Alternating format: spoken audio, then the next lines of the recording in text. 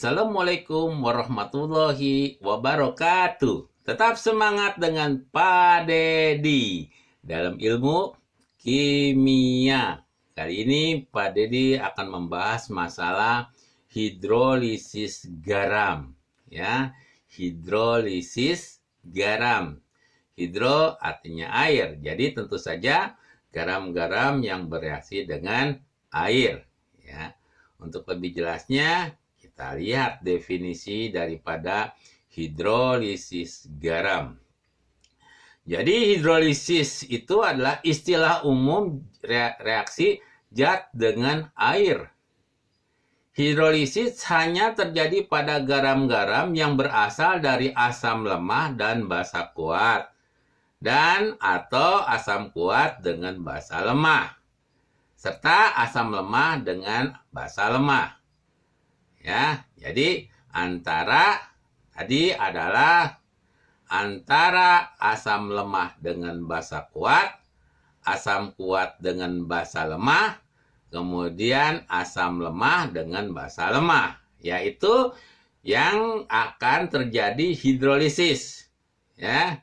Tapi kalau asam kuat dan basa kuat itu tidak terjadi hidrolisis. Reaksi hidrolisis menyebabkan larutan garam bersifat asam atau basa. Ya, jadi ada garam tuh tidak netral. Kadang-kadang dia bersifat asam ataupun dia bersifat basa. Contohnya di sini CH3COO- ditambah H2O air, garamnya itu ya, menjadi CH3COOH cuka plus OH-. Begitu pula F- ditambah H2O menjadi HF OH-. CO3 2- ditambah 2H2O menjadi H2CO3 ditambah 2OH-. Adanya ion OH- yang dihasilkan mengakibatkan garam yang mengandung ion dari basa kuat dan asam lemah. Jadi dari basa kuat, asam lemah. Yang menang mana? Yang kuat dong. Kalau yang kuat berarti basanya. Ya. Nah, kita lihat juga di sini ya, NH4 ditambah H2O menjadi NH4OH plus H+. Adanya ion H+ yang dihasilkan mengakibatkan garam mengandung dari asam kuat dan basa lemah. Yang menang mana? Asam. Maka bersifat asam. Nah, kalau kita bersifat asam, rumusannya adalah di sini. Konsentrasi H+ ya sama dengan akar KW per KB kali ya, KW per KB kali di sini adalah ada KA-nya. Ini KW basa KW per KA kali dengan KB, itu dalam OH-nya ya. Nah, kita harus mengetahui juga ya, bagaimana harga KW. KW itu kan sebetulnya dari reaksi adalah hidrogen, gas, dari hidrogen. H2O terurai menjadi H plus OH minus H2O. Konsentrasi ruas kanan dibagi konsentrasi ruas kiri untuk mencari suatu tetapan. Maka konsentrasi H plus dikalikan konsentrasi OH- per H2O. H2O-nya kita pindahkan di sini. Ya, maka konsentrasi H2O sama dengan konsentrasi H+ dan konsentrasi OH-. Karena H2O itu netral, maka konsentrasi H+ sama dengan konsentrasi OH-. H2O itu adalah, karena dianya adalah netral, maka pH-nya adalah 7. Berarti sini 10 pangkat minus 7 kali 10 pangkat minus 7, maka KW ini ya, KH2O ini ada 10 pangkat minus 14 ya. Jadi ini adalah suatu tetapan ya, ini cara untuk mencari berapa harga KW-nya. Ya, berapa harga dari harga KW. Gitu ya. Jadi nggak usah dihitung-hitung, pokoknya harga KW adalah 10 pangkat minus 14. Nah, rumusan dari hidrolisis garam adalah garam yang berasal dari basa kuat Garam yang berasal dari basa kuat dengan asam lemah, tadi kan bersifatnya adalah basa. Maka di sini OH minus sama dengan akar, ini rumus yang harus Anda ingat. OH minus, konsentrasi OH minus sama dengan akar KW, ini 10 pangkat minus 14, kali konsentrasi garam dibagi Ka. Ya, saya ulangi lagi, Bapak ulangi lagi. Garam yang berasal dari basa kuat dengan asam lemah, maka bersifat basa. Karena bersifat basa, di sini adalah OH minus. Sama dengan akar KW kali konsentrasi garam per Ka. Sama dengan, nah KW per Ka ini, kita adalah KH. Akar KH kali N. N ini adalah banyaknya garam kali konsentrasi garam. Jadi boleh juga di sini kita tambahkan N, KWN. Ya. Garam yang berasal dari asam kuat dengan basa lemah, ya, dengan basa lemah, maka bersifat asam. Karena bersifat asam, di sini konsentrasi H+ sama dengan akar KW. Ya, boleh di sini kasih N konsentrasi garam per KB. Atau KW per KB sama dengan KH. Sama dengan akar KH kali N konsentrasi garam. Bisa kita lihat di sini. Ini harus kalian pahami sekali. Ya, bahwa konsentrasi basa, ini kalau garamnya bersifat basa, konsentrasi OH minus dibagi KW per Ka atau juga KH kali N konsentrasi garam. Ini kalau garamnya dari asamnya asam kuat, maka sama dengan akar KW per KB kali N konsentrasi garam. Ya. Nah, itu dari basa kuat asam lemah, asam kuat basa lemah. Sekarang bagaimana kalau dari garam yang berasal dari asam lemah dengan basa lemah? Ya, asam lemah dengan basa lemah. Ini tergantung daripada Ka dan Kb. Ya, kalau Ka-nya lebih besar daripada Kb-nya, ya sifatnya bersifat, Ka-nya lebih besar bersifat asam. Kalau sama, netral. Kalau Ka-nya lebih kecil daripada Kb, bersifat basa. Rumusannya adalah konsentrasi H+ sama dengan akar KW kali Ka per Kb. Atau KW per Kb ini adalah KH, berarti konsentrasi H+ sama dengan KH kali Ka.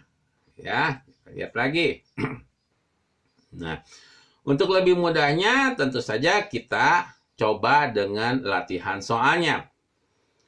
Dalam 4,1 gram natrium asetat dengan rumusan CH3COONa, massa molekul relatifnya sama dengan 82, dilarutkan dalam air hingga volume larutan 500 ml. Jika CH3COOH sama dengan 10 pangkat minus 5, tentukan pH. Ya, tentukan pH larutan. Berapa pH larutan tersebut? Ya, kita coba ya. Kita cari dulu mol daripada CH3COONa. Tahu kan? Cara mencari mol adalah massa dibagi massa molekul relatif. Berarti 4,1 gram dibagi 8,82 gram per mol sama dengan 0,05 mol. Jadi mol CH3COONa adalah 0,05 mol. Ya. Sekarang konsentrasinya. Konsentrasinya dibagi dengan volumenya.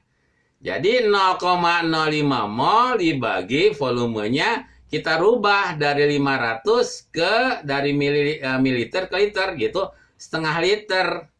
Jadi 0,05 mol dibagi 0,5 liter itu sama dengan 0,1 molar. 0,1 molar. Ini baru kita menentukan konsentrasi dari garam. Ya, konsentrasi dari garam. Jadi belum selesai jawaban kita, ya. Karena CH3CONA itu berasal dari asam lemah, terbukti ada Ka-nya dengan basa kuat. Ya, kalau basa kuat nggak ada Kb-nya, nggak ada ya. Jadi karena di sini dalam soal tadi ada Ka, itu menunjukkan asamnya adalah asam lemah. Ya, karena ya dengan basa kuat, demikian sifat larutan basa. Jadi sifat larutannya basa. Kalau sifat larutannya basa, maka dirumusnya di sini OH minus KW per Ka kali konsentrasi garamnya. Tadi Bapak udah jelaskan bahwa KW-nya itu adalah 10 pangkat minus 14. Kemudian Ka-nya adalah 10 pangkat minus 5. Ini dari soal. Dikali tadi hitungan kita konsentrasi daripada CH3CONA yaitu 0,1. Jadi ini sama dengan 10 pangkat minus 1 nih. Jadi 10 pangkat minus 14 dikali 10 pangkat minus 1 itu sama dengan 10 pangkat minus 15. Dibagi 10 pangkat minus 5. Maka kita akan peroleh akar 10 pangkat minus 10. Kita keluarkan dari akar dengan cara pangkatnya kita bagi menjadi 2. Maka 10 kita bagi 2 jadi 5 sama dengan 10 pangkat minus 5. pOH, rumusan pOH sudah dipelajari di dalam asam basa Lewis, asam basa Arrhenius, bahwa rumusan pOH sama dengan min log konsentrasi OH minus. pOH sama dengan min log konsentrasi OH minus. Sama dengan min log 10 pangkat minus 5. Ya, min log 10 pangkat 5 adalah 5. Nah, jadi pOH-nya adalah 5. Nah, bagaimana pH? Karena yang dicari adalah pH-nya. Mencari pH adalah sama dengan 14 dikurangi pOH. Jadi 14 dikurangi 5, 9. Jadi kita bisa menjawab, jadi pH larutan natrium asetat adalah 9. Oke. Kita coba lagi yang lainnya ya, supaya kalian lebih memahaminya, kemudian soalnya juga agak sedikit beragam. Nah, di sini kalau tadi gram, kita dalam bentuk sekarang volume. Dalam 100 ml NH4OH 0,1 molar direaksikan dengan 50 ml HCl 0,2 molar. Jika Kb NH4OH sama dengan 1,8 kali 10 pangkat minus 5, nah, di sini ada Kb. Kalau ada Kb berarti basanya basa lemah. Kalau basa lemah, Ka nggak ada. Berarti ini reaksi antara asam kuat dengan basa lemah. Tentukan pH larutan setelah bereaksi. Seperti biasa, kita cari mol dulu. Ya, berapa mol NH4OH? Ya, dalam soal ini tidak ada garam. Ya, tidak ada garam. Maka kita harus mereaksikan antara asam dengan basanya. Ya, atau sebaliknya, basa dengan garamnya. Untuk itu, kita hitung dulu molnya dulu. Mol NH4OH 100 kali 0,1 sama dengan 10 milimol. Karena pada dikatakan di sini mililiter, maka di sini adalah 10 milimol. Kemudian untuk HCl-nya adalah 50 dikalikan 0,2. 50 kalikan 0,2 mendapatkan 10 milimol. Nah, maka kita bikin bagannya. Ya, kita bikin bagannya. Nah, bagannya NH4OH ditambah dengan HCl menjadi NH4Cl ditambah H2O. Tadi kita perhitungan bahwa NH4OH-nya adalah 10 milimol. Dan HCl-nya adalah 10 milimol. Ya, 10 milimol, 10 milimol. Kemudian karena di sini mula-mula, di sini 00. Kemudian di antara kedua mana nilai yang paling kecil? Ya, nilai yang paling kecil adalah sama. Berarti kita tetap yang terserah yang mana. Ini 10 milimol, ini 10 milimol. Karena perbandingannya adalah 1 banding 1 banding 1 banding 1. Berarti kalau di sini 10 milimol, di sini 10 milimol, maka di sini 10 milimol, 10 milimol. Reaksi berlangsung dari kiri ke kanan. Berarti yang kiri kita kurangi. 10 dikurangi 10 kosong. 10 dikurangi 10 kosong, di sini ditambah, karena reaksi ke arah kanan. 10, 0 ditambah 10, 10, 0 ditambah 10, 10. Ya, nah, maka kita akan mendapatkan konsentrasi daripada HCl, konsentrasi dari garamnya. NH4Cl, ini adalah garamnya 10 milimol. Ini bukan konsentrasi. Ini kita bagikan volumenya, yaitu volumenya adalah tadi gabungan antara NH4OH ditambah dengan HCl, yaitu jumlahnya adalah 150 ml. Ya, sama dengan 10 dibagi 150 adalah 0,067 molar. Ya, tadi antara asam kuat dengan basa lemah, maka rumusan tersebut menjadi konsentrasi H+ sama dengan KW, yaitu 10 pangkat minus 14, kemudian dikalikan N, ya, karena di sini koefisien 1, NH4Cl-nya, jadi di sini 1 kalikan 0,067 dibagi, tadi KB-nya 1,8 kali 10 pangkat minus 5, sama dengan hasil perhitungan 6,1 kali 10 pangkat minus 6 molar. Ya, pH min log H+. Jadi min log 6,1 kali 10 pangkat minus 6 sama dengan 5,21. Jadi pH larutan amonia klorida adalah 5,21. Ya. Oke, kita lanjutkan lagi sekarang. Ya, bagaimana kalau misalnya saja kita gunakan asam maupun basanya lemah? Hitunglah pH larutan CH3COONA 4 kali 0,1 molar. Sudah ada garamnya sebesar 0,1 molar. Jika diketahui Ka sama dengan 10 pangkat minus 10, kemudian KB-nya adalah 10 pangkat minus 5. Kita punya rumusan konsentrasi H+ Ka kali KW per KB.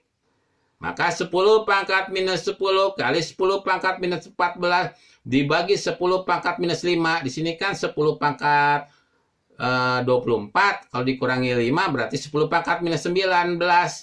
Ya, kalau di luar akar maka pangkatnya kita bagi 2. Menjadi minus 8,5. pH sama dengan min log 10 pangkat 8,5 sama dengan 8,5. Itu antara asam lemah dengan basa lemah. Nah, di sini ya ada perbedaan hidrolisis garam dengan larutan buffer yang nanti akan kita pelajari ya. Kalau misal hidrolisis di sini ada habis. Ya, kalau misalnya buffer ya, ini pasti ada sisa di sini. Ya, jadi soal bisa sama antara hidrolisis dengan buffer. Ya, ciri khasnya kalau hidrolisis habis, sedangkan kalau buffer bersisa. Demikian penjelasan Pak Dedi. Mudah-mudahan kalian dapat memahaminya. Bapak cukupkan sekian dulu. Assalamualaikum warahmatullahi wabarakatuh.